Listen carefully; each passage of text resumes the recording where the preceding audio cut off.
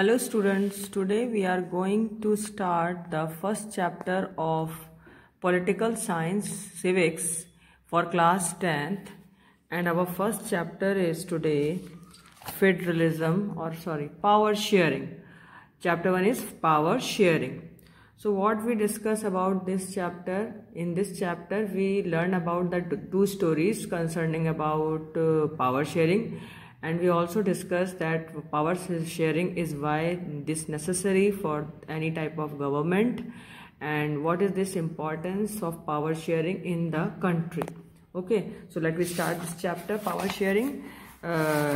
Before study on power sharing, we studied the two stories. First is the Belgium and second one is of Sri Lanka. So what is the power sharing on behalf of Belgium? Here the story related about the power sharing in Belgium. One event was happened in the Belgium. Belgium is a small country in Europe, having the smaller area than the state of Haryana. It has borders with France, the Netherlands, Germany, and Luxembourg. It has a population of a little over 1 crore, about half the population of Haryana. And the ethnic groups are there.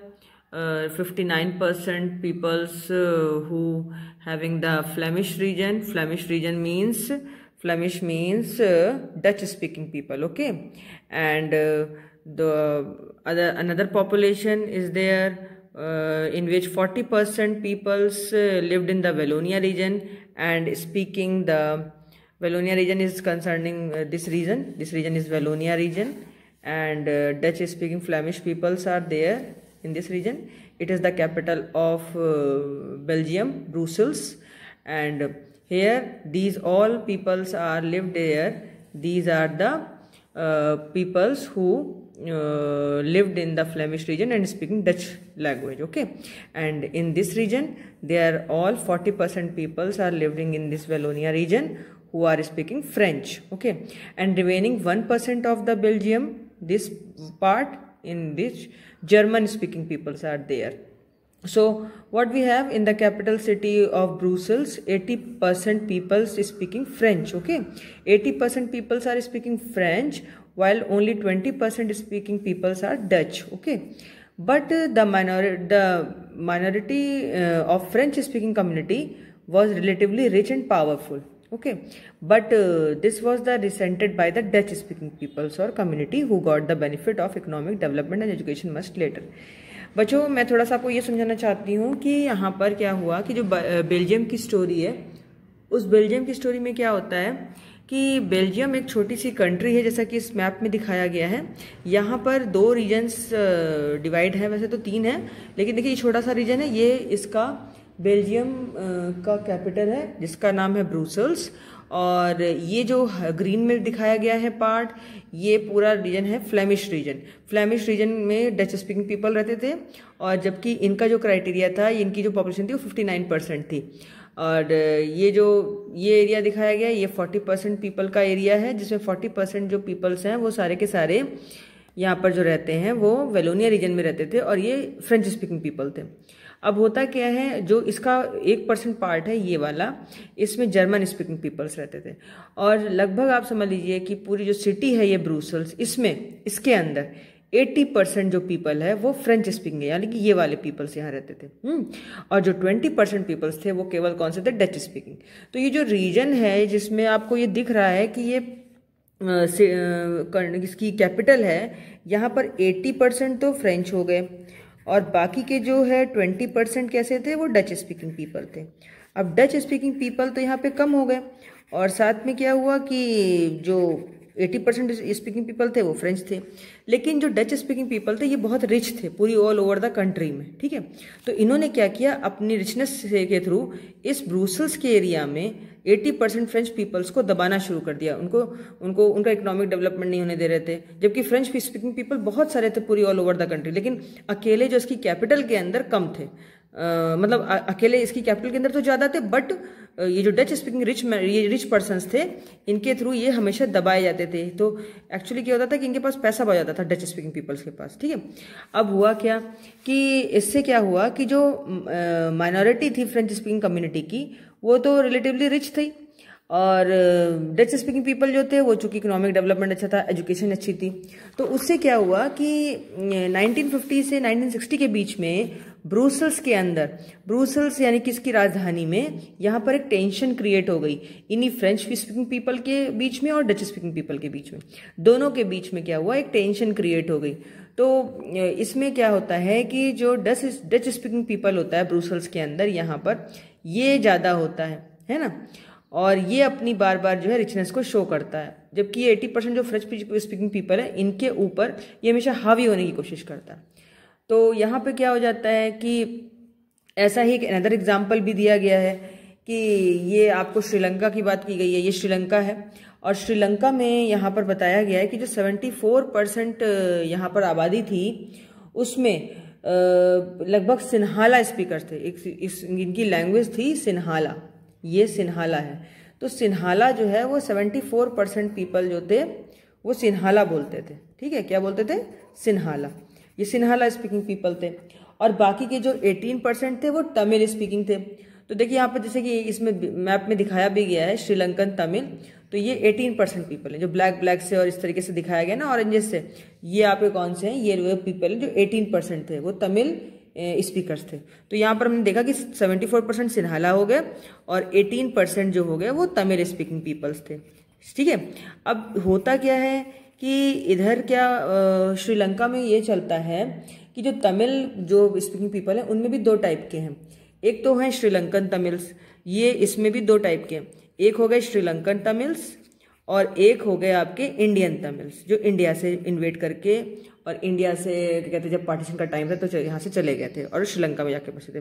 तो ये जो श्रीलंकन थे ये केवल थे 13%। ठीक है, बाकी के जितने बचते हैं वो सारे रेस्ट जो थे वो इंडियंस थे। लेकिन इसके साथ साथ इंडियन तमिल्स के साथ साथ यहाँ पर अदर जो मेजॉरिटी थी या अदर जो पीपल्स थे वो उसमें क्या कहते हैं कि हिंदू और मुस्लिम्स थे, है ना, और अदर में क्या थे, हिंदू थे, या कह लो ये जो इंडियन तमिल्स थे ये सारे हिंदू थे, ये सारे हिंदू थे। अच्छा, इसमें हिंदू भी थे और मुस्लिम्स भी थे, मुस्लिम एंड हिंदू दोनों थे इसमें। ठीक, तो अब होता क्या है कि जब इसमें मुस्लिम है, हिंदू है, और अदर्स में यहाँ पर 7% जो बचते हैं वो कौन थे, क्रिश्चियंस थे। 7% जो बचे वो क्रिश्चियंस थे। ठीक है, अब हम क्या करेंगे इसके आगे, इसके आगे हमें ये पढ़ना पड़ेगा कि इन्होंने किस तरीके से जो है इनके यहाँ मतलब जो ये हैं क्या नाम है श्रीलंकन सिन्हाला स्पीकिंग पीपल, ये सिन्हाला स्पीकिंग पीपल सारे थे वो बुद्धिस्ट थे। मतलब 74% जो जनता है यहाँ पे वो बुद्ध धर्म का बुद्धिस्ट है, यानी कि बुद्ध धर्म को मानने वाली है। जबकि 18% तमिल स्पीकिंग पीपल है, उसमें से भी 13% श्रीलंकन तमिल है, और ये जो इंडियन तमिल है उसमें हिंदू और मुस्लिम्स हैं, और बाकी जो है वो 7% क्रिश्चियन धर्म के मानने वाले हैं। अब होता क्या है कि जैसे हमने बेल्जियम का एग्जाम्पल लिया कि बेल्जियम में क्या हो रहा था कि जो डच कम्युनिटी थी वो हर चीज का एडवांटेज लेती थी, क्योंकि डच कम्युनिटी के पास पैसा बहुत था, और फ्रेंच स्पीकिंग पीपल जबकि वो पूरे देश में 80% थे, लेकिन उसके बावजूद भी अपनी रिचनेस के कारण डच स्पीकिंग पीपल जो है उनको दबाते रहते थे, हमेशा उनके ऊपर अपनी मेजॉरिटी शो करते थे। और इस तरीके से क्या हुआ कि जो फ्रेंच स्पीकिंग पीपल थे और जर्मन स्पीकिंग पॉपुलेशन थी और ये क्या कहते हैं कि ये जो डच स्पीकिंग पीपल थे, इन सब के बीच में क्या हुआ, कॉन्फ्लिक्ट क्रिएट होगा, एक लड़ाई क्रिएट हो गई। जब ये लड़ाई क्रिएट हुई, ये एक दंगा होने वाली बात हो गई, तो इसमें क्या हुआ, इससे जो है एक बहुत बड़ा पार्टीशन उभर के सामने आता है। यानी कि जो बेल्जियम कंट्री है इसका एक मेसी पार्टीशन हो जाता है, बंटवारा हो जाता है। अब बंटवारा कैसे हुआ कि जो बंटवारा हुआ उसमें both the sides would claim control over Brussels. इन्होंने ऐसा बंटवारा किया, गवर्नमेंट की पावर शेयरिंग की या गवर्नमेंट की जो अधिकारों की पावर शेयरिंग ऐसे की कि ब्रुसेल्स में हर एक व्यक्ति को पूरे देश पे कंट्रोल मिला, सभी लोग, देश के सभी लोगों को अधिकार बराबर दिए गए।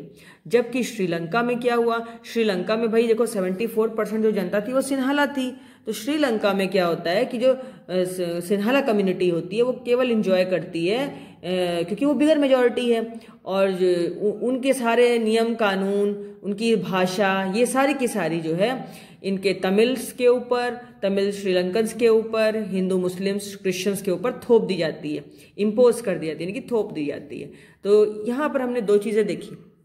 अब दो चीज़ें ये इस तरीके से देखी कि जो ये है बेल्जियम, तो बेल्जियम में क्या हुआ कि एक ऐसी पावर शेयरिंग की गई जिसमें जितने भी इतने ग्रुप्स थे, इतने ग्रुप्स का मतलब होता है बच्चों की social division based on shared culture, मतलब जिसमें जो उनके कल्चर होते हैं वो आपस में एक दूसरे से शेयर किए जाते हैं। और people belong to the same ethnic group believe in their common descent because of similarities of physical type और कल्चर और बोथ, यानी कि जो लोग होते हैं एक इथनिक ग्रुप के, उनका सेम कल्चर होता है, सेम फिजिकल क्राइटेरिया होता है, उनकी नेशनलिटी और रिलीजन भी सेम ही होता है।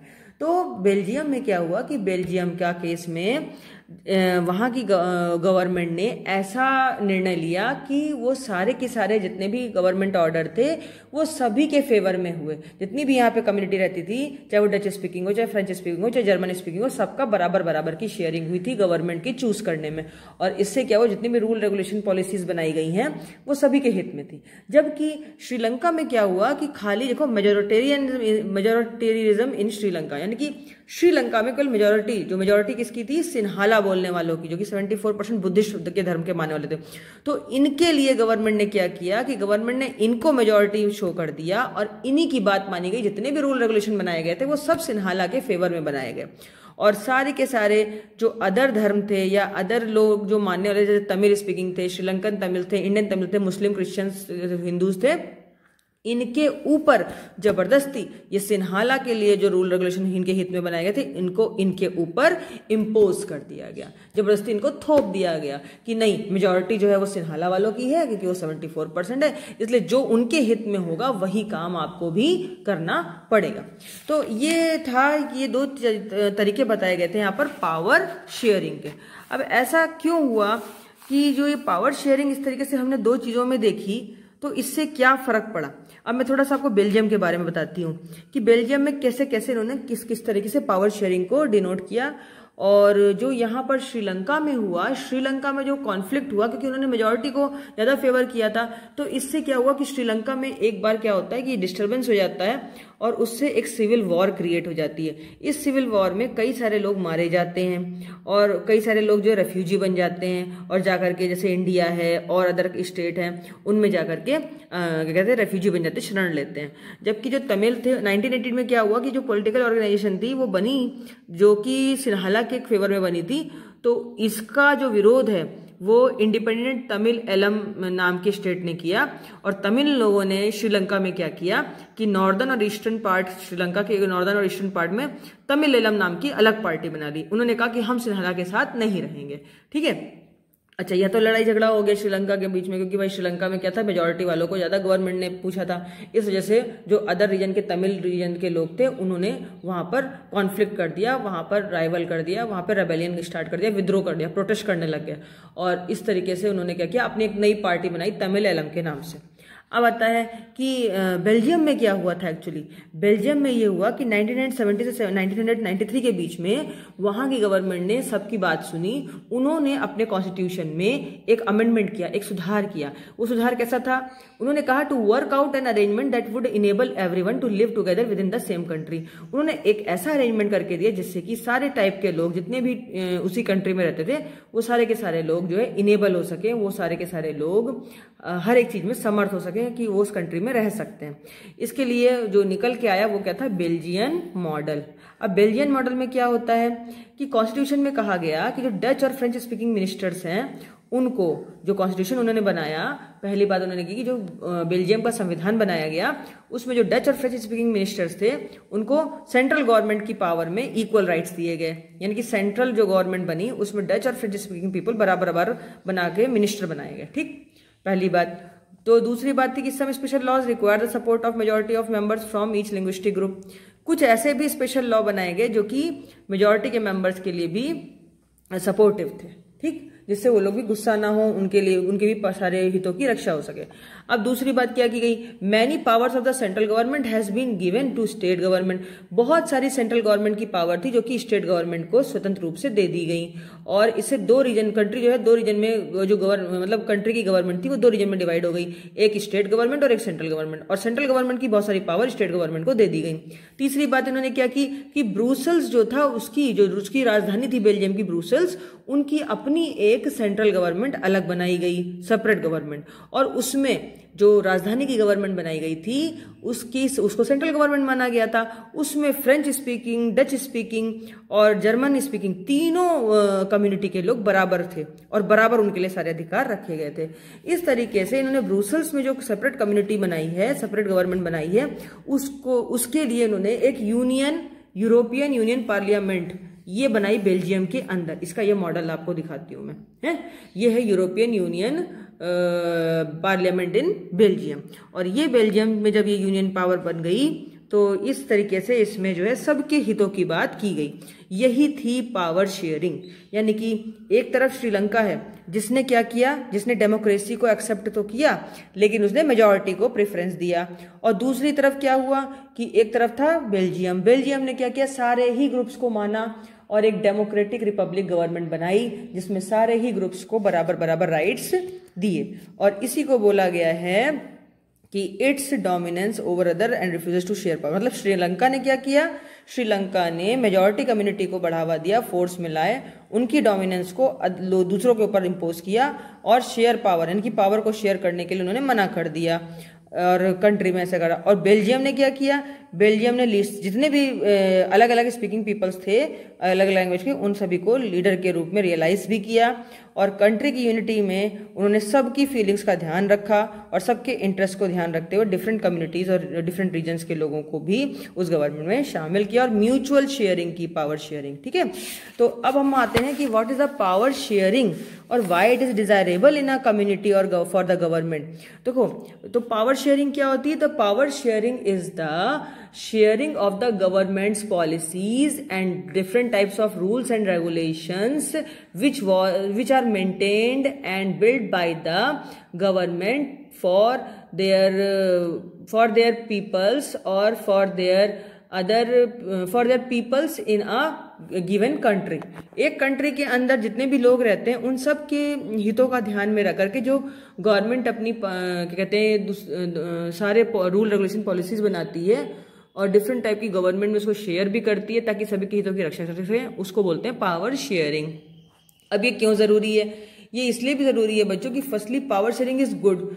पावर शेयरिंग बहुत अच्छी होती है, क्यों, क्योंकि it helps to reduce the possibility of conflict between social group. जितने भी सोशल ग्रुप्स हैं उनके बीच में जितनी भी संभावनाएं होती हैं झगड़े झंझट की, उन सबको ये कम करती है पावर शेयरिंग। दूसरी बात, power sharing is a good way to ensure the stability of the political order. जो भी पॉलिटिकल ऑर्डर बनेगा उसकी स्टेबिलिटी रहती है और इसलिए पावर शेयरिंग जरूरी है। तीसरी बात यह है कि tyranny of the majority is not just oppressive for the minority. जैसे मान लो मेजॉरिटी है, मेजॉरिटी की क्रुएलिटी जो होती है वो हमेशा माइनॉरिटी के ऊपर बनी रहती है, तो माइनॉरिटी के ऊपर ये जो मेजॉरिटी है अपनी क्रुएलिटी ना करे, इसीलिए पावर शेयरिंग बहुत जरूरी है। अगर पावर शेयरिंग रहेगी तो कभी भी मेजॉरिटी जो है माइनॉरिटी को सता नहीं पाएगी। तीसरी बात है कि power sharing the very spirit of democracy. Power sharing के अंदर डेमोक्रेसी यानी कि प्रजातंत्र के मूल्यों की रक्षा होती है। और democratic rule involve sharing powers, यानी कि डेमोक्रेटिक रूल तभी माना जाता है जब वहां पर गवर्नमेंट की हर टाइप की पावर को शेयर किया जा सके और उसका इफेक्ट सभी लोगों के ऊपर बराबर पड़े। एक लेजिटिमेट जो गवर्नमेंट बनती है वो पावर शेयरिंग से ही बनती है। और ऐसे कैसी होती है legitimate government, in one where citizens through participation acquire a stake in the system. कहने का मतलब है लेजिटिमेट गवर्नमेंट वो गवर्नमेंट है जिसमें हर एक सिटीजन अपना पार्टिसिपेशन करता है और उस सिस्टम के अंदर अपना एक इम्पोर्टेंस भी रखता है। देखो हमारे यहाँ की जैसे गवर्नमेंट है वो लेजिटिमेट गवर्नमेंट है क्योंकि हमारे यहाँ क्या होता है, वोटिंग राइट है सभी को, सभी लोग जो है अपना वोटिंग का राइट रखते हैं। सभी प्रकार के लोग, हर जाति धर्म ग्रुप के लोग सभी जाकर के बराबरी से वोट देते हैं और अपनी गवर्नमेंट को चूज कर सकते हैं। तो इसलिए इसको बोलते हैं पावर शेयरिंग में लेजिटिमेट गवर्नमेंट का होना बहुत जरूरी है। अब power sharing will bring out better outcomes. अगर पावर शेयरिंग होगी तो इससे क्या होगा कि जो भी इसके रिजल्ट निकल के आएंगे वो बहुत अच्छे होंगे। और इससे क्या होगा, जो प्रूडेंशियल और जो पहला सेट है वो क्या है, प्रूडेंशियल, और दूसरा है moral reasons are emphasise the very act. मतलब मॉरल रीजंस जो इससे बढ़ेंगे ही बढ़ेंगे, साथ साथ में जो प्रूडेंशियल रीजंस होंगे, जो मतलब कोई अगर एक समूह अपने ही हित की बात करेगा तो उसको सबके हित की बात करनी पड़ेगी। तो बच्चों ये था हमारा आज का चैप्टर पावर शेयरिंग। अब फॉर्म्स भी होते हैं पावर शेयरिंग के कई सारे। पावर शेयरिंग के कई सारे फॉर्म्स हैं। देखो पावर शेयरिंग के अगर मॉडर्न डेमोक्रेसी में देखें तो power is shared among different organs of government. अगर हम पावर शेयरिंग को देखते हैं तो डिफरेंट ऑर्गन्स होते हैं, जैसे कि एक होता है लेजिस्लेचर गवर्नमेंट, एग्जीक्यूटिव और जुडिशरी। अगर इसको हॉरिजॉन्टली डिवाइड किया जाए, हॉरिजॉन्टली इसका डिस्ट्रीब्यूशन किया जाए तो गवर्नमेंट के ऑर्गन में पहला क्या था, लेजिस्लेचर, जिसमें MP MLAs वगैरह चुन के जाते हैं, ये जनता के द्वारा चुने हुए प्रतिनिधि होते हैं, यानी कि these all members are the representatives of the people who comes after elected by the peoples। अच्छा, फिर होते हैं एग्जीक्यूटिव में सारे IAS PCS लोग आते हैं। These executives are those peoples और government officials who implement the all rule regulation which was created by the legislative members। जो भी legislative members होते हैं या पार्लियामेंट के MPs वगैरह होते हैं, जो भी रूल रेगुलेशन बनाते हैं, उनके द्वारा उन नियमों का पालन कराना वो एग्जीक्यूटिव्स का काम होता है। अब आते हैं when any type of conflict is in between adhere in the legislature or executive, then they go to the judiciary to solve their conflicts। अगर लेजिस्लेचर और एग्जीक्यूटिव इन दोनों के बीच में कोई मान लीजिए प्रॉब्लम हो जाती है, विवाद हो जाता है, तो ये अपने विवाद को सुलझाने के लिए कहाँ जाएंगे, कोर्ट में जाएंगे। तो कोर्ट में जुडिशरी में जा सकते हैं। अब कोर्ट हमें पता है कि 3 टाइप की होती है। जो सबसे बड़ी कोर्ट है वो हमारे यहाँ क्या है, सुप्रीम कोर्ट। सुप्रीम कोर्ट के बाद कौन सी कोर्ट आएगी, वो कोर्ट आएगी आपकी स्टेट में। अब स्टेट में कौन सी कोर्ट सबसे बड़ी हो जाएगी, हाई कोर्ट। हाई कोर्ट के नीचे जा जाएगी सिविल कोर्ट। सिविल कोर्ट के बाद हो जाएगी रीजनल कोर्ट। ओके, तो इस टाइप से हमने देखा कि हॉरिजॉन्टली जो है ये पावर शेयरिंग से गवर्नमेंट के डिफरेंट ऑर्गन्स बन जाते हैं, जो कि हॉरिजॉन्टली 3 टाइप में डिवाइड किया गया, लेजिस्लेचर और एग्जीक्यूटिव एंड जुडिशरी। फिर दूसरा आता है power can be shared among government and different levels. देखो पावर को डिफरेंट लेवल्स पे भी शेयर किया जा सकता है। कौन कौन सी, एक बनती है फेडरल गवर्नमेंट और दूसरी होती है सेंट्रल और यूनियन गवर्नमेंट। फेडरल गवर्नमेंट में कौन सी गवर्नमेंट बनेगी, जैसे रीजनल लेवल पे जो गवर्नमेंट होती है उसको बोलते हैं फेडरल गवर्नमेंट, और जो सेंटर में जो गवर्नमेंट बनती है उसको बोलते हैं यूनियन गवर्नमेंट। ठीक है, अब यानी कि स्टेट गवर्नमेंट जो हो गई वो फेडरल गवर्नमेंट है, और जो सेंटर में बनी जिसका हेड कौन हुआ, PM, वो हो गई आपकी फेडरल गवर्नमेंट। ओके, सॉरी, वो हो गई आपकी सेंट्रल गवर्नमेंट। अब फेडरल डिवीजन जो पावर होती है उसमें जैसे कि आती है स्टेट गवर्नमेंट। स्टेट गवर्नमेंट को आपको पता ही है, म्यूनसिपैलिटी है, पंचायत है, इनमें डिवाइड किया जा सकता है। फिर अगर हम वर्टिकल डिवीजन की बात करें तो वर्टिकल डिवीजन में हम देखेंगे कि हमें मिलेंगे आपके 3 टाइप के गवर्नमेंट। कौन कौन से, देखो वर्टिकल में सबसे पहले मिलेगी central government. Okay, central government के नीचे मिलेगी आपको स्टेट गवर्नमेंट, और स्टेट गवर्नमेंट को ही हाँ बोला जाएगा फेडरल गवर्नमेंट। फेडरल गवर्नमेंट और स्टेट गवर्नमेंट के अंदर क्या मिलेगा आपको, इससे नीचे रीजनल गवर्नमेंट। तो ये जो है वर्टिकल हो गया। ठीक है बच्चों, और जो अभी हमने ये तो वर्टिकल डिवीजन पढ़ा पावर का, वर्टिकल पावर शेयरिंग। ओके, और जो हमें हॉरिजॉन्टली पढ़ाया गया अभी वो क्या था, हॉरिजॉन्टल में आपने 3 पढ़े थे जो मैंने अभी डिस्कस किए, horizontal power sharing. Horizontal power sharing में हमने पढ़े 3 टाइप। उसमें एक तो आपने पढ़ा, पहला यहाँ पर था लेजिस्लेटिव। ठीक है, लेजिस्लेटिव के बाद आपने पढ़ा था इसके बाद में एग्जीक्यूटिव। एग्जीक्यूटिव के बाद आपने पढ़ा है जुडिशरी या जुडिशियल गवर्नमेंट। तो ये हो गए आपके हॉरिजॉन्टल पावर शेयरिंग और ये हो गई वर्टिकल पावर शेयरिंग। अब तीसरी बात है कि पावर में also be shared among different social groups. Power को हम लोग क्या कर सकते हैं, गवर्नमेंट जो है वो डिफरेंट सोशल ग्रुप्स में भी उनके रिलीजियस और लिंग्विस्टिक ग्रुप्स के अकॉर्डिंगली भी बांट सकते हैं। जैसे कम्युनिटी गवर्नमेंट बेल्जियम में बनी थी, ये एक अच्छा एग्जाम्पल है इस अरेंजमेंट का। और जो लिंग्विस्टिक ग्रुप्स के साथ सिस्टम ऑफ रिजर्व कॉन्स्टिट्यूट, जैसे कि आपने देखा होगा कि कई लोग क्या करते हैं कि रिजर्व कॉन्स्टिट्यूएंसीज बना देते हैं असेंबलीज वगैरह में। जैसे आपने देखा होगा कि कोई दलित लोगों की गवर्नमेंट अलग होती है, दलित लोग अपनी थोड़ी सी गवर्नमेंट अलग बना देते हैं किसी स्टेट में, तो वो हो जाएगी डिफरेंट सोशल ग्रुप्स की अलग, है ना। अब फिर आता है fourth, power sharing arrangement can also be seen in the way political parties, pressure groups and movements control और influence those in power. Power sharing में अरेंजमेंट में ये भी ध्यान रखा जाता है कि जितने भी राजनीतिक पार्टीज होती हैं, प्रेशर ग्रुप्स होते हैं, कोई भी मान ली समाज के लोग होते हैं, मूवमेंट वगैरह जो कोई चलाते हैं, मूवमेंट का कंट्रोल करना और उनका प्रभाव क्या होता है इस गवर्नमेंट के ऊपर बराबर पड़ेगा, तो इनको भी ध्यान में रखा जाता है। सभी लोगों को बराबर पावर, बराबर राइट्स दिए गए हैं, तो सारे सिटीजन जो हैं हमारे यहाँ के वो पावर शेयरिंग में बराबर से गवर्नमेंट की मेकिंग में बराबर से हिस्सा ले सकें, इसीलिए पावर शेयरिंग की बात की जाती है। और जब भी कोई डिसीजन होता है गवर्नमेंट का तो इन कमिटीज़ को भी उसमें शामिल किया जाता है ताकि इनका भी पार्टिसिपेशन हो सके। तो बच्चों ये चैप्टर यहीं पर फिनिश होता है। I hope this is not the very lengthy video for you, and in my next video I come from the next chapter, that is the federalism. So till then, goodbye, and please like my video, subscribe my channel, and give your likes also, and till then, bye.